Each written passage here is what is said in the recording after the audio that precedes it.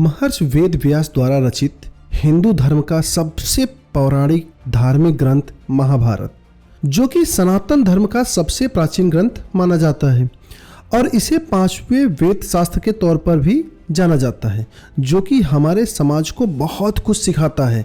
यहाँ तक कि इसी महाकाव्य से श्रीमद् भागवत गीता का उद्गम हुआ है। जैसा कि हम सभी इस बात को जानते हैं कि इस संसार में न जाने कितने युद्ध हुए हैं और एक से बढ़कर एक भयानक युद्ध हुए हैं, लेकिन आज तक महाभारत के युद्ध को सबसे बड़ा युद्ध, सबसे भयानक युद्ध माना जाता है, जिसमें मरने वालों की संख्या इतनी थी कि अगर गिनती की जाए तो शायद गिनती भी कम पड़ जाए। कहते हैं कि महाभारत का युद्ध धर्म और अधर्म के बीच में हुआ था। मतलब यह कि धरती पर धर्म की स्थापना करने के लिए यह युद्ध हुआ था, जिसमें धर्म की जीत हुई थी और अधर्म का हार हुआ था। दोस्तों, जैसा कि आप सब जानते हो कि महाभारत के बहुत सारे पात्र हैं और प्रत्येक पात्र अपने आप में एक रहस्य है, पर कुछ ऐसे महान पात्र भी हैं जिन्हें महाभारत का नायक या खलनायक कहा जा सकता है। जैसा कि आप सब यह जानते हैं कि जब जब धरती पर पाप बढ़ता है तब तब भगवान धरती पर अवतार लेकर सभी पापियों का नाश करते हैं। उसी तरीके से मान्यता यह भी है कि महाभारत के युद्ध में शामिल होने वाले सभी पात्र किसी न किसी देवता, गंधर्व, यक्ष, रुद्र, वसु, अप्सरा और ऋषियों के अंशावतार थे। तो चलिए आज हम यह जानते हैं कि महाभारत में कौन कौन सा पात्र किस किस भगवान के अंशावतार थे। नमस्कार दोस्तों, स्वागत है आपका योगी एक कहानी पर। भगवान श्री कृष्ण। महाभारत में भगवान श्री कृष्ण को सबसे प्रमुख पात्र माना जाता है, जिन्हें भगवान विष्णु का 8वां अवतार भी माना जाता है, जिन्हें हम सब प्यार से कान्हा, गोपाल, केशव, द्वारकाधीश, वासुदेव आदि नामों से पुकारते हैं। भगवान श्री कृष्ण, जिनको 64 कलाओं और 8 सिद्धियों में परिपूर्ण माना गया है, जिनके नेतृत्व और आशीर्वाद से पांडवों ने महाभारत के युद्ध में विजय प्राप्त की थी और धर्म की स्थापना किया था। बलराम। हिंदू पुराणों के अनुसार बलराम जी भगवान कृष्ण के बड़े भाई थे। वह भगवान विष्णु के आसन बने शेषनाग के अवतार माने जाते हैं।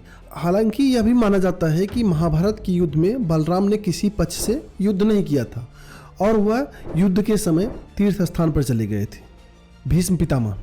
धार्मिक ग्रंथों के अनुसार महर्षि वशिष्ठ के श्राप और भगवान इंद्रदेव के आज्ञा से 8 वसुओं ने हस्तिनापुर नरेश, शांतनु और माता गंगा के पुत्र के रूप में जन्म लिया।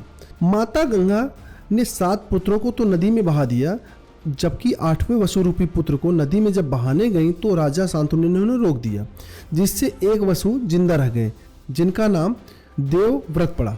देवव्रत का महाभारत में बहुत महत्वपूर्ण योगदान है। इनकी भीष्म प्रतिज्ञा के कारण ही इनका नाम भीष्म रखा गया और भीष्म पितामह कहलाए। गुरु द्रोणाचार्य। गुरु द्रोणाचार्य को महाभारत काल से आज तक का सबसे सर्वश्रेष्ठ गुरु माना जाता है। गुरु द्रोणाचार्य कौरवों और पांडवों के गुरु थे और वह बहुत शक्तिशाली और पराक्रमी योद्धा माने जाते हैं। मान्यता यह है कि देवगुरु बृहस्पति ने ही द्रोणाचार्य का अवतार लिया था। अश्वत्थामा। गुरु द्रोणाचार्य के पुत्र अश्वत्थामा महाभारत के एक पराक्रमी योद्धा माने जाते हैं। अश्वत्थामा महाकाल, यम, क्रोध, काल के अंशावतार माने जाते हैं।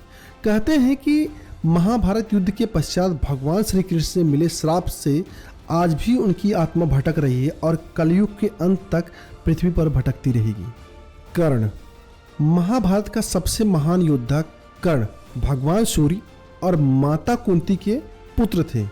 कहते हैं कि जब कर्ण का जन्म हुआ तो कुंती अविवाहित थी, जिससे कुंती ने समाज के भय से कर्ण को त्याग कर दिया।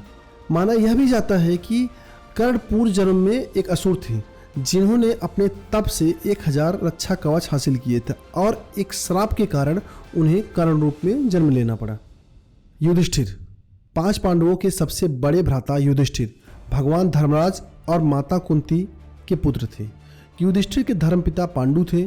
माना जाता है कि युधिष्ठिर बहुत सत्यवादी और धार्मिक आचरण वाले मनुष्य थे। दुर्योधन। महाभारत का सबसे बड़ा खलनायक, जिसकी वजह से पूरा महाभारत का युद्ध हुआ। हस्तिनापुर सम्राट धृतराष्ट्र और गांधारी के 100 पुत्रों में से सबसे बड़े पुत्र का नाम ही दुर्योधन था। उसका मूल नाम सुयोधन था, परंतु इनके कर्मों की वजह से इनकी पहचान दुर्योधन के रूप में हुई। मान्यता यह है कि दुर्योधन और उसके 99 भाई पुलत्स वंश के राक्षसों के अंश थे। अर्जुन, जिन्हें संसार का सबसे बड़ा धनुर्धारी माना जाता है, जिनका जन्म भगवान इंद्र के अंश से हुआ था। इनके धर्मपिता पांडु और माता कुंती थी।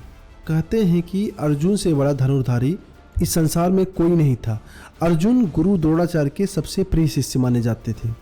भीम, जिसका शरीर 5 पांडवों में सबसे ताकतवर था, जिनका जन्म भगवान पवन देव के अंश से हुआ था।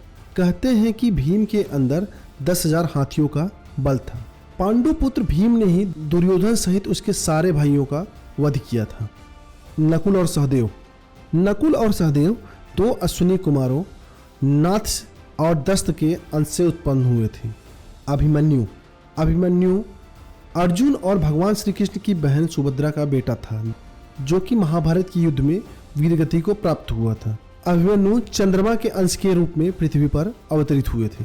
द्रौपदी, महाभारत के अनुसार द्रौपदी पांचाल देश के राजा द्रुपद की पुत्री थी। वह 5 कन्याओं में से एक थी, जिन्हें चिरकुमारी कहा जाता था। द्रौपदी इंद्रदेव की पत्नी इंद्राणी के अवतार भी माना जाता है। द्रौपदी, जिनका महाभारत में चीरहरण का वाक्य समाज में अलग दृश्य ही प्रस्तुत करता है।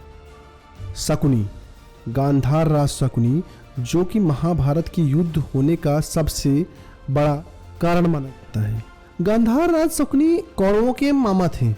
कहते हैं कि दुर्योधन की कुटिल नीतियों के पीछे शकुनी का ही हाथ माना जाता है। दोस्तों, वैसे तो महाभारत के बहुत सारे पात्र हैं जिनके जन्म का वर्णन एक वीडियो में नहीं किया जा सकता। हम जल्दी ही इस वीडियो का दूसरा पार्ट भी लेकर आएंगे और महाभारत के और सारे पात्रों के जन्म के बारे में जानेंगे। दोस्तों, आपको यह जानकारी कैसी लगी? अपने अनुभव कमेंट करें और हमारे चैनल को सब्सक्राइब करें।